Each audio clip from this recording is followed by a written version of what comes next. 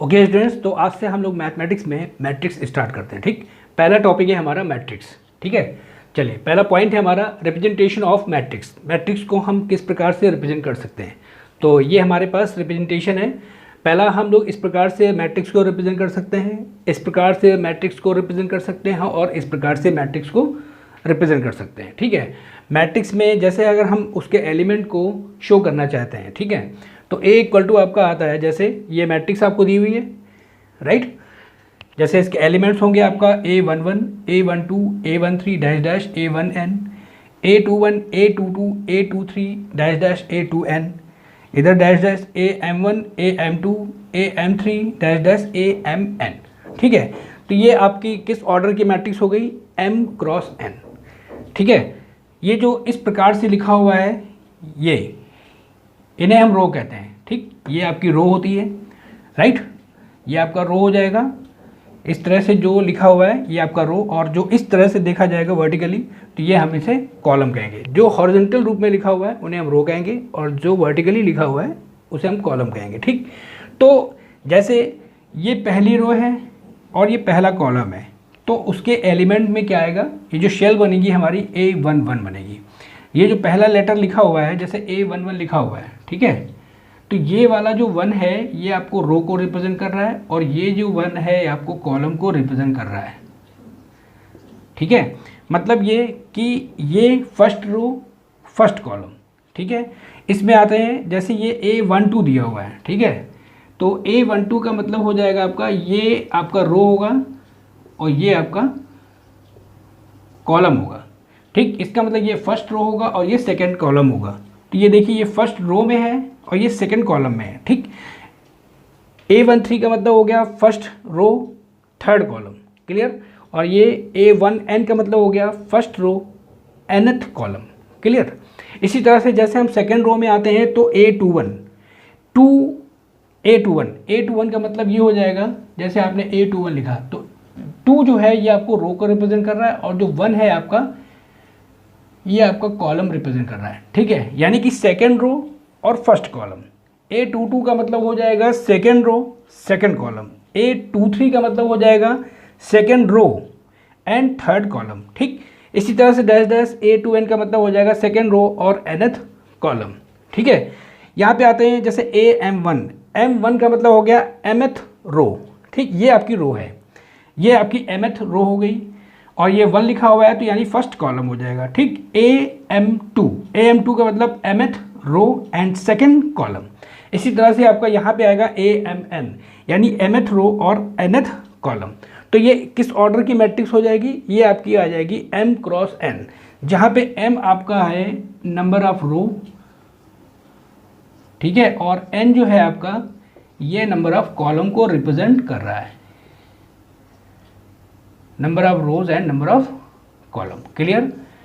तो किस ऑर्डर की मैट्रिक्स है, उस ऑर्डर की मैट्रिक्स को हम रिप्रेजेंट करने के लिए रो और कॉलम में उसको दिखाते हैं। ठीक है, चलिए जैसे एक एग्जांपल है,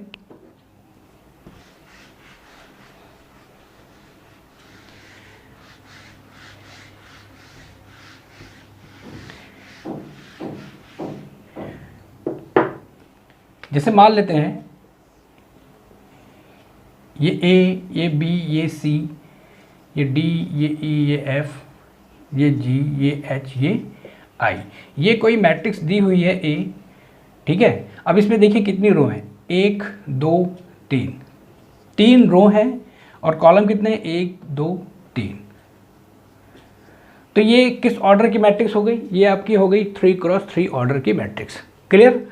इसको हम कहेंगे, ऑर्डर इसका है इस मैट्रिक्स का 3 क्रॉस 3।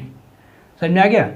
मैट्रिक्स में हम इसको ऐसे भी कह सकते हैं, मान लीजिए कोई और मैट्रिक्स दी हुई हो, suppose let A equal to, अगर आपको ये दिया हुआ है A B C D E F G H I J K L, तो देखिए इसमें कितनी रो हैं, 1 2 3 रो हैं, और 1 2 3 4 कॉलम हो गए।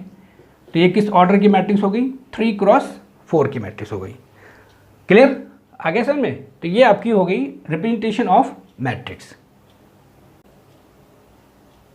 ओके, तो अब हम लोग देखते हैं real matrix and complex matrix. ठीक है, रियल मैट्रिक्स क्या है और कॉम्प्लेक्स मैट्रिक्स क्या है। ठीक है, a matrix is said to be real और complex matrix according as its elements are real और कॉम्प्लेक्स। ठीक है, जैसे मान लेते हैं सपोज ये कोई मैट्रिक्स है 1 3 4 5 6 9 0 -1 -4। ठीक है, और बी कोई मैट्रिक्स है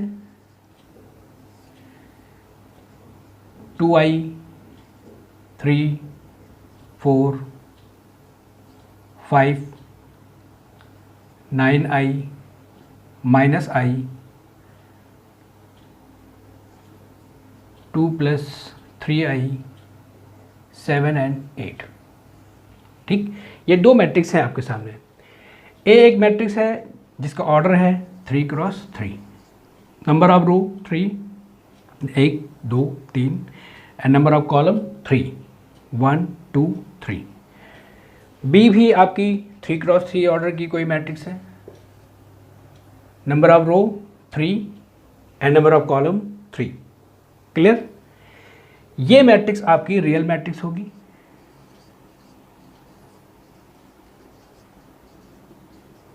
और ये मैट्रिक्स आपकी कॉम्प्लेक्स मैट्रिक्स होगी।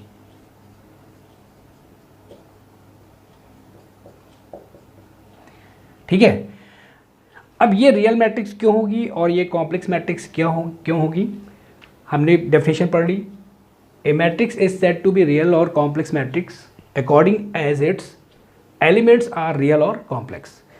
जिस मैट्रिक्स के सभी एलिमेंट्स रियल होंगे, ठीक है, 1 3 4 5 6 9 0 -1 -4, ये सारे एलिमेंट्स रियल हैं, इसलिए ये मैट्रिक्स आपकी रियल मैट्रिक्स होगी।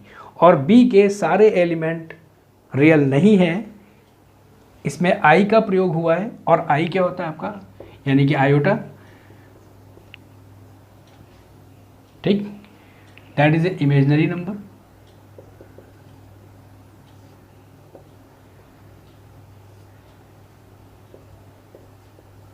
ठीक है, आई यानी कि आयोटा इक्वल टू √-1, जो कि एक इमेजिनरी नंबर है और इमेजिनरी नंबर है इसलिए बी एक यहाँ पे एक कॉम्प्लेक्स मैट्रिक्स होगी। ठीक है, हम लोग पढ़ते हैं कॉम्प्लेक्स नंबर। कॉम्प्लेक्स नंबर को हम लोग किस प्रकार से रिप्रेजेंट करते हैं,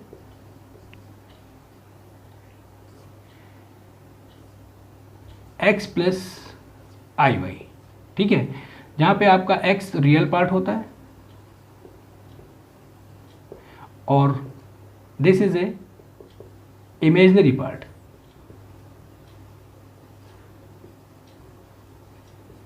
ठीक है, रियल पार्ट और इमेजिनरी पार्ट से मिलकर बनता है आपका complex number.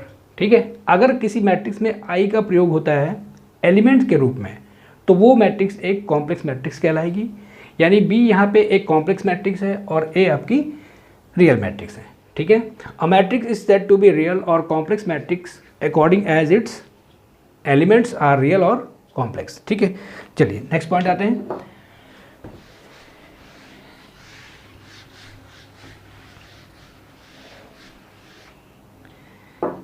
Single element matrix क्या होती है।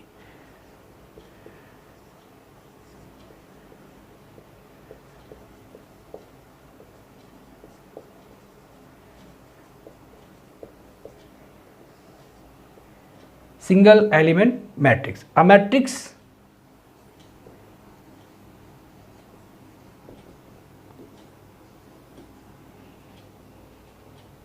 of order, a matrix is of order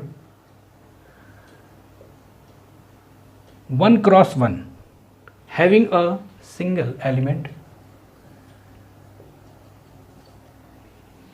having a single element,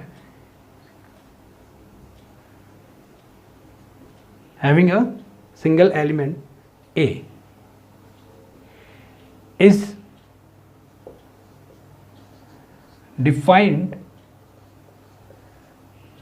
to be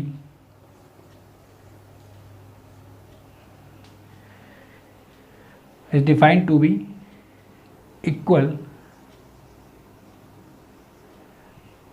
to the scalar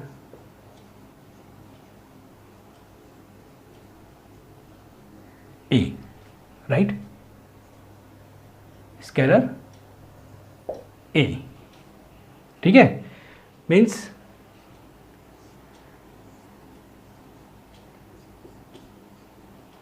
ठीक, ये आपकी सिंगल एलिमेंट मैट्रिक्स हो गई, 1 रो एंड 1 कॉलम, और यानी कि एक एलिमेंट होगा उस मैट्रिक्स में, उस मैट्रिक्स का ऑर्डर क्या होगा, 1 क्रॉस 1।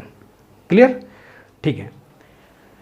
नेक्स्ट पॉइंट आते हैं, जीरो रो एंड 0 कॉलम क्या होते हैं, ठीक है। 0 row and 0 column. A row of a matrix is said a row or column of a matrix is said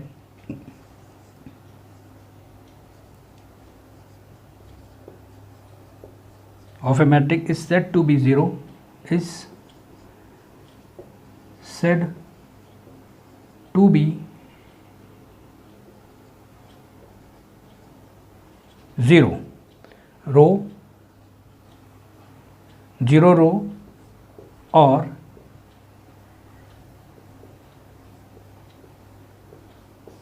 0 column if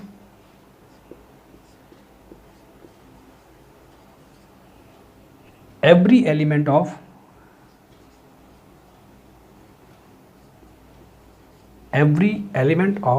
that row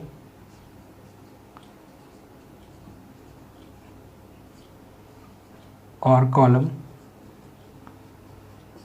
every element of that row or column is 0, ठीक है। किसी भी matrix को हम उसमें 0 रो और 0 column कैसे देखते हैं, मान लेते हैं सपोज आपके पास कोई मैट्रिक्स है, दिस ABC 0 0 0 DEF, ठीक है।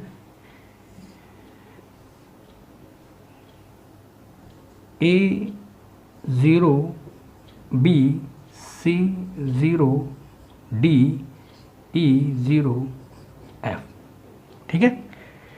तो देखिए इस मैट्रिक्स में सेकेंड रो पूरी तरह से 0 है, ठीक है, तो इसको हम कहेंगे 0 रो। और अगर किसी मैट्रिक्स में कोई भी कॉलम पूरा 0, उस कॉलम में सभी एलिमेंट अगर 0 हैं तो उस कॉलम को हम कहेंगे 0 कॉलम। ये आपकी हो गई 0 रो और ये आपकी हो गई 0 कॉलम, ठीक है। ओके, तो नेक्स्ट पॉइंट है horizontal matrix and vertical matrix, ठीक है। तो हॉरिजॉन्टल मैट्रिक्स क्या होती है, if A is a matrix Aij m cross n order की, where n is greater than m, it implies that n is greater than m, means number of columns is greater than number of rows, ठीक है। पहले तो आप ये सोच रहे होंगे कि ये क्या है, Aij, ठीक। अगर हम Aij को मैट्रिक्स के रूप में दिखाना चाहें तो जैसे अगर मान लेते हैं सपोज किसी भी मैट्रिक्स को Aij में हम रिप्रेजेंट कर सकते हैं, मान लेते हैं जैसे ये 2 क्रॉस 3 की मैट्रिक्स है, ठीक है। Aij इसके एलिमेंट्स को शो कर रहा है, जहाँ पे I जो है I ये शो करता है ith रो को, और J जो शो करता है वो होता है jth कॉलम, ठीक। जैसे Aij को अगर हम मैट्रिक्स के रूप में कन्वर्ट करना चाहें तो कैसे करेंगे, I की वैल्यू 2 से ज़्यादा नहीं होगी, तो I की वैल्यू 1 से स्टार्ट करते हैं।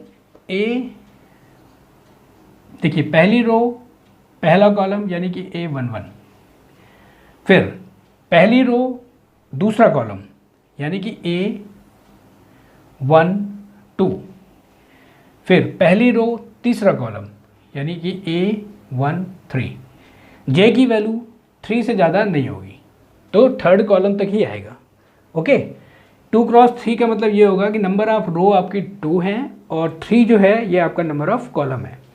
तो सेकंड में आते हैं, आई की वैल्यू अगर हम 2 ले लेते हैं, यानी कि ए 2 और ये फर्स्ट कॉलम है 2 1, सेकेंड रो फर्स्ट कॉलम, ए 2 2 का मतलब हो गया सेकेंड रो सेकेंड कॉलम, ए 2 3 का मतलब हो जाएगा सेकेंड रो थर्ड कॉलम, ये 2x3 की मैट्रिक्स हो गई। ओके, इसमें नंबर ऑफ रो कितनी हो गई आपकी 2 हो गई, इसमें नंबर ऑफ कॉलम कितने हो गए 3। ठीक, आगे समझे। ठीक, तो हॉरिजॉन्टल मैट्रिक्स क्या होती है? हॉरिजॉन्टल मैट्रिक्स, अगर हमारे पास कोई मैट्रिक्स है, if A equal to A I J M cross N, N is greater than M, number of column number of row से अगर ज़्यादा है, ठीक है, number of columns is greater than number of rows, तो जो matrix होगी वो आपकी हॉरिजॉन्टल मैट्रिक्स कहलाएगी। एज एग्जाम्पल देखिए यहाँ पे ये मैट्रिक्स आपकी हॉरिजॉन्टल मैट्रिक्स है, क्योंकि यहाँ पे जो नंबर ऑफ रो है और नंबर ऑफ कॉलम है, नंबर ऑफ रो आपकी 2 है और नंबर ऑफ कॉलम कितना है आपका 3 है, 3 2 से बड़ा है। ठीक, और भी एग्जाम्पल ले सकते हैं, जैसे मान लेते हैं एक और एग्जाम्पल ले लेते हैं, जैसे ये मान लेते हैं A B C D E F G H I J, ये कितने ऑर्डर की मैट्रिक्स है? ये 2x5 ऑर्डर की मैट्रिक्स है। इसमें नंबर ऑफ रो 2 है एंड नंबर ऑफ कॉलम आपका 5 है। ठीक है, तो ये जो मैट्रिक्स होंगी ये आपकी हॉरिजॉन्टल मैट्रिक्स कहलाएंगी। ठीक है, सिमिलरली वर्टिकल मैट्रिक्स में आते हैं जरा। If A equal to A I J M cross N order की मैट्रिक्स है, it implies that M is greater than N, means अगर number of rows is greater than number of columns, अगर row की संख्या column की संख्या से ज़्यादा है तो हम उस मैट्रिक्स को वर्टिकल मैट्रिक्स कहेंगे। जैसे इसका एग्जाम्पल हम लोग देख सकते हैं, A B C D E F G H I J K L. ठीक है, जैसे मान लेते हैं एक और मैट्रिक्स देते हैं, V इक्वल टू आपको दिया हुआ है A B C D E F G H I J. Clear? अब देखिए ये किस ऑर्डर की मैट्रिक्स है, यहाँ पे 4 रो हैं यानी कि 4 रो हैं और 3 कॉलम है, तो ये आपकी आ गई 4x3, और यहाँ पे देखिए 5 रो हैं और 2 कॉलम्स हैं, तो ये आपका आ गया 5x2 ऑर्डर की मैट्रिक्स। यहाँ पे भी number of row number of column से अधिक है और यहाँ पे भी number of row number of column से अधिक है, तो ये मैट्रिक्स आपकी हो जाएंगी वर्टिकल मैट्रिक्स। समझ आ गया? ठीक है, तो आज के लिए हम लोग इतना ही रखते हैं। नेक्स्ट लेक्चर में अभी हम लोग मैट्रिक्स के और भी टाइप पढ़ेंगे। ठीक है।